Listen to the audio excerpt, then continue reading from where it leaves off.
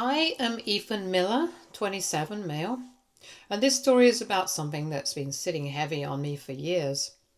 It's about my family, the way I was treated after my parents died, and how it all came full circle recently when my cousin ended up applying for a job at my company. The situation exploded, and now I'm being called petty, jealous, and cruel.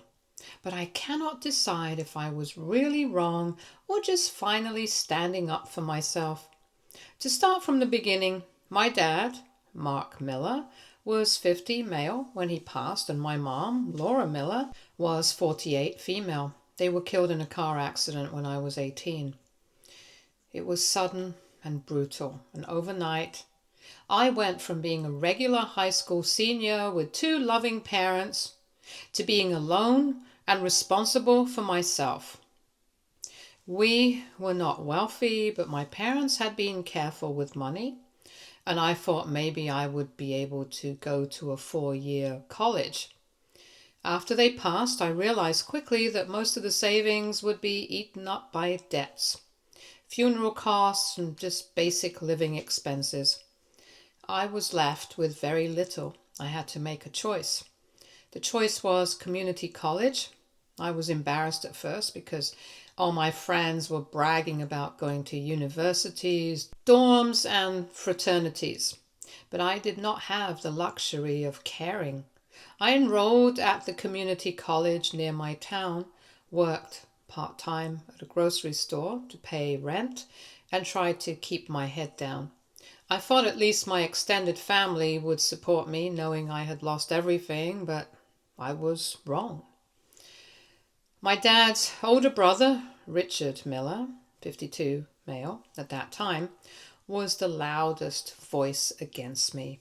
He had always been a showy, competitive man. He bragged about money, jobs, his house, especially his son Jason Miller, who was 19 back then. Jason had just gotten accepted into an Ivy League school. Richard was over the moon, acting like Jason was some kind of chosen one. At every family gathering, Richard would make long speeches about Jason's brilliance, how the Ivy League was proof of hard work and discipline, and then he would glance at me and say things like, "Community college is what happens when you do not aim high." Everyone at the table laughed. It was not just once or twice. It became a running joke in the family. My Aunt Susan, 49, female, giggled about how I was basically wasting my time. My cousins, Tyler, 22, male, and Emily, 20, female, would poke fun online when I posted anything about school. Jason himself would smirk and tell people he was at Ivy League, while his cousin was at some town college. I sat through dinners where the entire table laughed about it, while I was eating in silence. They called me the family disappointment, even though I was grieving my parents. I felt like nobody cared about how I was surviving. I swallowed it because I had no energy. I took my classes seriously, graduated from community college, and transferred to a state university. I studied computer science. I worked part-time in the evenings, took internships, and lived in a small apartment. By the time I was 22, I had my bachelor's degree. At 23, I got a junior job in a software company. I was proud because everything I had achieved, I earned myself without any family help. I worked crazy hours building my resume, and by the time I was 25, I was promoted to a team leader. At 27 now, I work at a large tech company as a hiring manager in our operations division. I make good money, live comfortably, and I finally feel like the years of struggle paid off. Meanwhile, Jason, 25 now, had a different journey. He graduated with his Ivy League degree in economics. Richard threw a big party for it, posted hundreds of pictures online, told everyone Jason was destined to run a bank or lead Wall Street. But Jason struggled. He got a few internships, none lasted. He He worked as a junior analyst for a year and then left. He spent long stretches unemployed. From what I saw, Jason never built real skills. He coasted on the reputation of his degree. He always believed the Ivy League name would open every door, while I was working nights and weekends to climb my way up. Jason was traveling, posting pictures, waiting for his big break. Richard kept defending him, saying the economy was tough, the market unfair, the company's blind.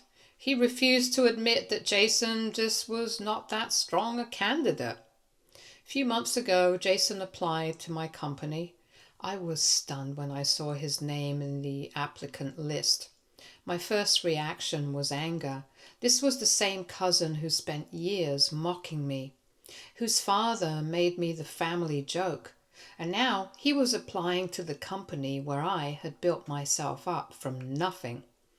I thought about rejecting him right away, but then I decided I wanted him to experience the reality of the job market without special treatment. Normally, for the analyst role, we do 3 rounds of interviews. The first is general screening, the second is technical, the third is a presentation. I let Jason pass the resume screening, but I also quietly asked the team to add a 4th round. I said it would be good to test deeper skills, but the truth was, I just wanted to see him sweat. First round, Jason came in with full confidence. He bragged about his Ivy League degree, talked about campus connections, but when asked practical questions, he stumbled. Second round was technical. He barely managed basic tasks. I sat in on the feedback and the panel said he was weaker than most candidates. The third round was the presentation. He gave a flashy talk, but no real substance. We all saw through it, and still I pushed him into the 4th round. During that round, when someone in the room said his Ivy League degree was impressive, I laughed and said degrees mean nothing if you have no skill. I even added that I came from community college and I could outwork half the Ivy League grads any day. The room laughed. I knew I was being petty, but I also felt like I was finally getting back at years of humiliation. Eventually, Jason was rejected. I made sure it was the standard rejection letter, no explanation, no special treatment. I did not call him, did not reach out. A week later, I heard from another cousin that Jason was shocked. He had assumed he would get the job and he was embarrassed. Then Richard, 54, male now, called me, furious. He yelled about family loyalty, saying I should have helped Jason. He accused me of being bitter and jealous, of abusing my power to humiliate his son. He said I owed the family because they were there after my parents died. That part made me laugh because, truth is, they were never there for me. They mocked me. They left me to figure out life on my own. I reminded him of that, and he exploded. He called me selfish, arrogant, and a disgrace. Now the entire family is split. Some, like my cousin Emily, say I was cold and cruel. Others, like my Aunt Susan, say I should have helped Jason because that is what family does. A few, like Tyler, admitted quietly that Jason was never hard-working and that I was right to treat him fairly. But Richard has been blasting me to everyone, saying I carried a grudge for nearly a decade and used my job to take revenge. Truth is, he's not completely wrong. I did hold a grudge. I did make Jason's process harder. I did mock his degree during the interview. It was not purely professional. It was personal too. When I saw him fail round after round, I felt a kind of satisfaction. I felt like the universe finally balanced the scales. But now I keep wondering if I crossed the line. Maybe I should have just rejected him cleanly at the start instead of dragging him through 4 rounds. Maybe I should have just let the process be normal. Richard will not let it go. He calls me almost daily demanding apologies. Jason has blocked me on social media. My extended family barely talks to me without choosing a side. Some say I was standing up for myself after years of disrespect. Others say I'm no better than Richard now because I used power to humiliate instead of just moving on. I keep thinking back to those dinners when I was 18, sitting there while they laughed at me for going to community college while I was still grieving my parents. Nobody stood up for me then. Nobody said, "Leave him alone. He just lost his mom and dad." They all joined in the joke.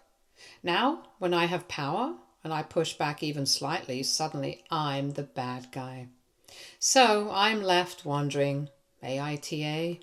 Update 1. Hi, it's been a while, so I thought of posting an update about what happened since everything blew up with my cousin and the job situation, and things definitely got messier than I expected.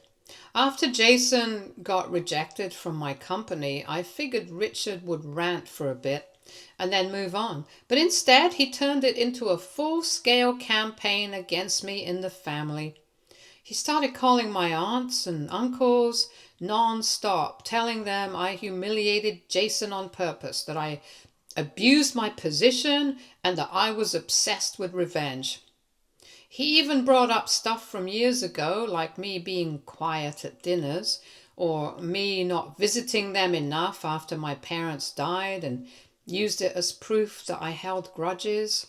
He twisted everything to make me sound bitter and dangerous. Jason, meanwhile, went into damage control mode. He updated his LinkedIn, saying he had gotten multiple offers and turned them down because they were not aligned with his vision. But through mutual friends, I found out he had been applying everywhere and getting rejected. Apparently the word spread quickly about how unprepared he was in interviews because one of my colleagues mentioned he was bombed at another company too. The image of the perfect Ivy League star was starting to crack. But Richard kept doubling down and telling everyone that companies were intimidated by Jason's potential. The family gatherings since then have been awkward. I went to my cousin Emily's 21st birthday thinking maybe things would cool down, but the moment I walked in, Richard gave me a look like I did not belong there. The atmosphere was tense, half the room barely spoke to me, and I could hear whispers. Jason sat in the corner scrolling his phone, acting like he was above everyone, but every time he looked at me, he had this bitterness in his eyes. Susan avoided me completely. Tyler was the only one who quietly came over and said not to worry about them, that everyone knew Richard had been unbearable for years. Still, being treated like an outsider at a family event after working so hard to stand on my own 2 feet stung more than I thought it would. Then came the part I wasn't expecting. My company had another opening a month later, a senior analyst position, and Jason applied again. I do not know if he was being naive, desperate, or if Richard pressured him into it. But when I saw his name again, I could not believe the audacity. This time, HR flagged it and asked me if it was okay to process. I told them no conflict of interest and treat him like anyone else. But internally, I felt like he was testing me. HR decided to send him the automatic rejection because of his previous failed attempt. When Jason found out, he exploded online. He made vague posts about nepotism, favoritism, and how some people let personal grudges ruin careers. Some relatives reshared those posts, clearly directed at me, and it spread drama beyond just family. Things escalated further when Richard called my boss directly. Yes, he actually tracked down my manager's number and tried to complain that I was sabotaging Jason. My boss pulled me aside and asked what the story was. Luckily, I had documented everything from the interviews, the panels, feedback, performance scores, so I showed him. My boss laughed it off and said I had nothing to worry about, but warned me that family and business do not mix. And I should be careful because some people will always think I was biased. That conversation left me embarrassed because now my professional life was dragged into family mess I had tried to escape for years. After that phone call, Richard stopped pretending to keep it private and started blasting me at family events. At Thanksgiving, he stood up mid-meal and said out loud that I ruined Jason's career and that the whole family should know what kind of person I am. The room went dead silent. I looked around and saw some relatives shifting uncomfortably, but nobody defended me. I realized in that moment that a lot of them enjoyed watching the drama and did not want to pick sides. Jason just sat there looking smug, like he was enjoying my discomfort. I did not say a word, I just kept eating, but inside I was furious. Following weeks, Richard doubled down again and started calling me out in family group chats. He sent long texts about how I was supposed to honor my parents' memory by helping family, and instead I betrayed everyone. I did not reply, but other cousins started chiming in. Some said I was right to be professional, others said I was cruel, and suddenly the chats turned into a war zone. I started muting the groups because the constant drama was draining. Meanwhile, Jason's job hunt kept failing.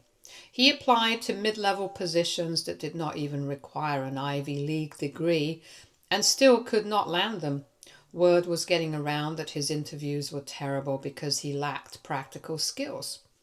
I started hearing from people in my industry who knew him and rolled their eyes when his name came up. It was weird because for years he was this golden boy in the family, and now I was seeing cracks in the image everyone had worshipped. One of the spiciest moments happened recently when my Aunt Susan tried to host a family dinner to smooth things over. I wasn't planning to go, but she begged me to show up, so I did. At the dinner, Richard went on his usual rant and then tried to force Jason to give a toast about how proud he was of his degree and his plans.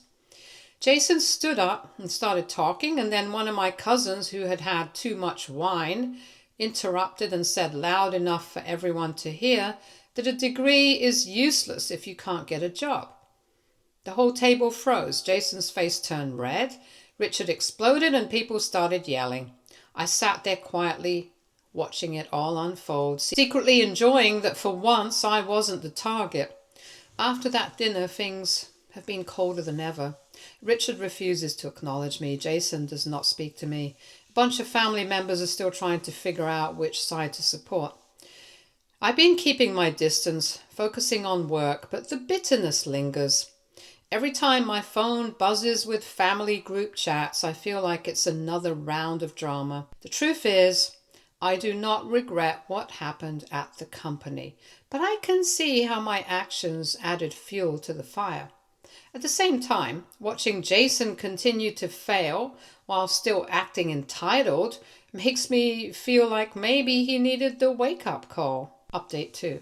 Hi, so I thought of posting an update about what happened since, and I honestly did not think the situation with Richard and Jason could get more toxic.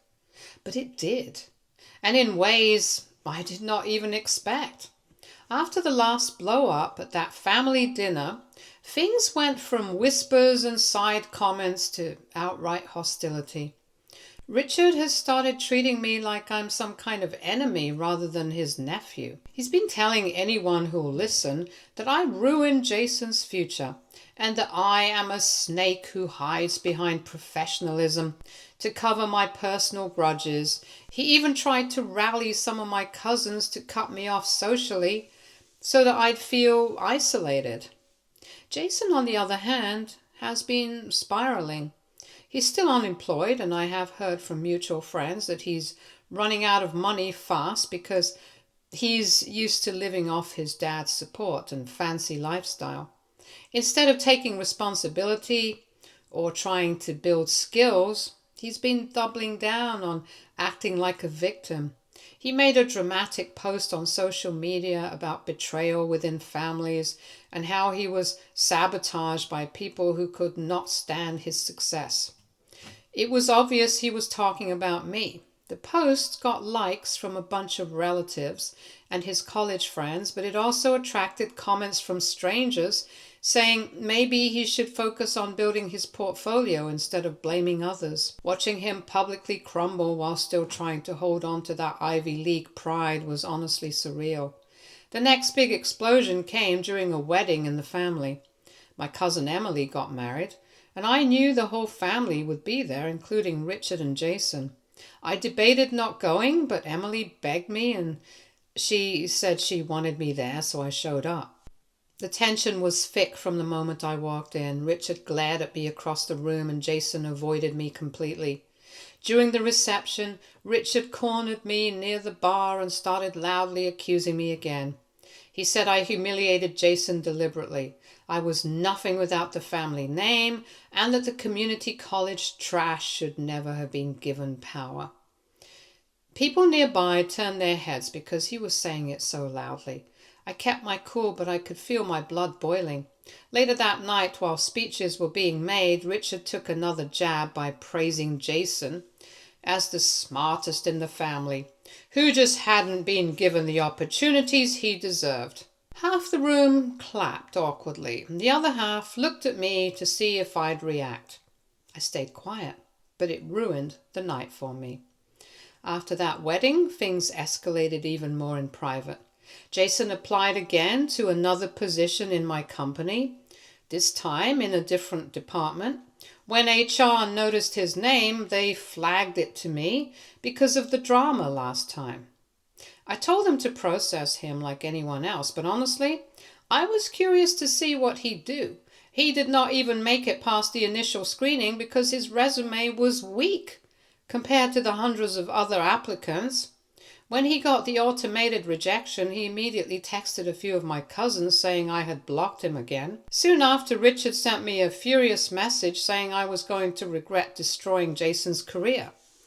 I did not reply because I knew it would just add fuel to the fire. One of the spiciest parts of this whole mess came when Tyler invited a bunch of us out for drinks one weekend. I almost did not go, but decided to show up. Jason was there, and after a few drinks, he started ranting. He said the only reason I had my job was because nobody else wanted to work that hard, and that real success came from prestige, not grind. He said he could easily do my job if I did not sabotage him. Everyone just stared because it was so delusional. Tyler laughed and told him bluntly that he could not even pass basic interview rounds and that I'd built my career from nothing. Jason stormed out and later called Tyler a traitor. The fallout from that night spread through the family chat again, and more drama unfolded. Richard has been calling my workplace again, trying to pressure them, but this time my boss told me he threatened to escalate it to corporate. My boss reassured me that my record was clean and that HR had my back, but it still felt humiliating that my family drama reached that level. One of the senior directors even pulled me aside and told me to cut off all family involvement in anything related to work because it was making me look bad even though I had done nothing wrong. I agreed. But inside I felt angry that Richard's obsession was bleeding into my career like this. What's interesting is that some of the relatives who used to mock me have started quietly siding with me. A few aunts who never defended me before admitting that Richard was out of control and Jason was entitled. One even told me she was embarrassed remembering how they laughed at me years ago when I was in community college, while Jason is now sitting unemployed with an Ivy League degree. Hearing that felt like a small vindication, but it did not erase the years of humiliation. Jason recently tried starting a side hustle, consulting business online, calling himself an Ivy League strategist. He marketed himself as someone who helps others achieve their career goals. The whole thing looked desperate and fake. Within weeks, people started mocking it because he had no clients or proof of success. Someone even screenshotted his failed job hunt posts and spread them around. Richard defended him fiercely, saying the world was jealous of Jason's brilliance, but it's clear even to outsiders that Jason is sinking. The last family event I went to was a barbecue at my aunt's house. Richard did not show up, but Jason did. He spent the whole afternoon sulking and avoiding me. At one point he overheard me talking to another cousin about a project at work, and suddenly he burst in, saying it was easy stuff and not impressive. He started listing random economics terms to sound smart, but nobody paid him attention. Later that night I caught him glaring at me across the yard, and it felt like he was consumed by bitterness. Things are tense. Family group chats are still a battlefield, and I'm at the point where I mute most of it because the drama never stops. Richard keeps pushing the narrative that I destroyed Jason's life, while Jason keeps playing the victim, and I just keep focusing on my job while quietly watching the cracks spread through the perfect image they once built around him. Update 3. Hi, I did not think I'd give another update after the last one, but things with my family just keep getting more chaotic. And it feels like every time I think it can't get worse if something new happens. After Jason's consulting business flopped, he went radio silent. For a bit, I assumed maybe he was finally taking time to figure himself out. Turns out, he wasn't.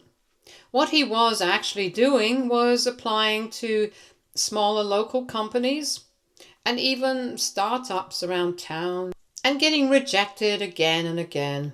A friend who works at one of those companies told me Jason showed up in a suit with a smug attitude, dropped the Ivy League card within the first 5 minutes, and then completely bombed the practical exercise they gave him. Apparently, the hiring manager joked later that he could not even handle what their interns could do. Word spread around the local scene fast, and now people roll their eyes when his name comes up. Richard, of course, refuses to believe any of this and is still telling everyone that Jason is the victim of jealous people. He has started spinning new stories about me, saying I have been blacklisting Jason in the industry. Truth is, I do not even have that kind of power, but he insists I have made calls behind the scenes to ruin Jason's reputation. A few gullible relatives believe him and keep hinting at me to make peace and help Jason get a job. Others have started avoiding the drama altogether, but the tension at family gatherings has become unbearable. The craziest moment came during Christmas when the whole extended family got together. I walked in and immediately felt the shift. Richard was sitting at the head of the table and Jason was next to him. The minute I greeted everyone, Richard cleared his throat and made this snide comment about how some people only feel good by tearing others down. Everyone froze. I ignored it, but the atmosphere was icy.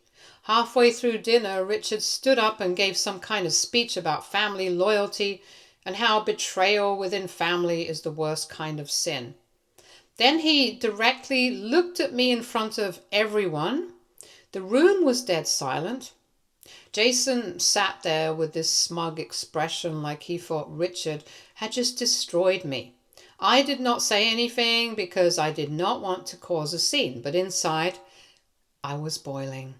After dinner, a couple of cousins pulled me aside and told me not to take it personally because Richard was drunk, but honestly, I think he meant every word. A week after Christmas, Jason showed up at my apartment unannounced. I don't know how he got my address because I never gave it to him. He knocked until I opened, and when I did, he started ranting about how I owed him a chance, that if I had any decency, I'd pull strings for him, and that I was the reason his life was falling apart. I told him to leave, and when he wouldn't, I threatened to call the police. He finally left, but not before yelling down the hallway about how I'd regret humiliating him.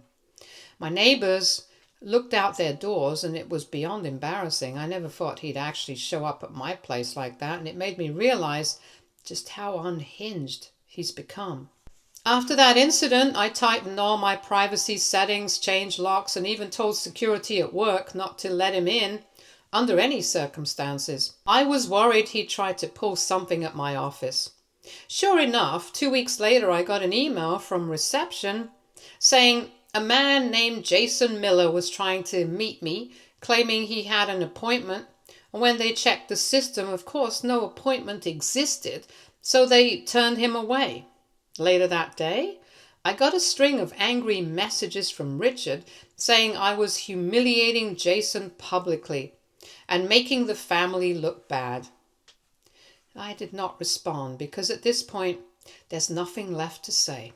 Family drama hasn't slowed down either. My Aunt Susan hosted a dinner recently, and Richard once again used it as a platform to smear me. This time, though, something unexpected happened.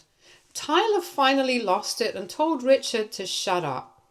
He said Jason was lazy, entitled, and not cut out for the real world.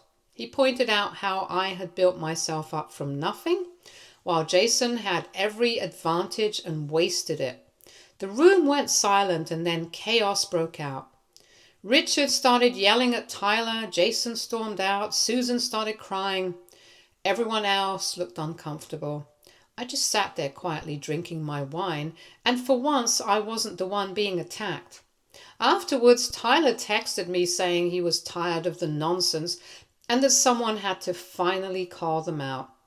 The latest development is Jason apparently tried to start a podcast where he talks about career advice. The irony is unbelievable. He branded himself as an Ivy League graduate, sharing insights about success.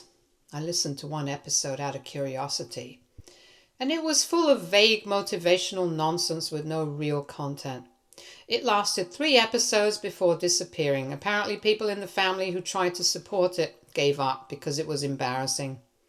Richard still insists Jason is just ahead of his time and misunderstood. At this point, it feels like no matter what I do, Richard will keep spinning the narrative that I destroyed Jason's life. Jason himself is stuck in this cycle of entitlement and denial, refusing to face that his degree does not guarantee success. I am exhausted from the drama, but also weirdly fascinated by how far they are willing to go. Stay tuned for more stories from our girl relationships.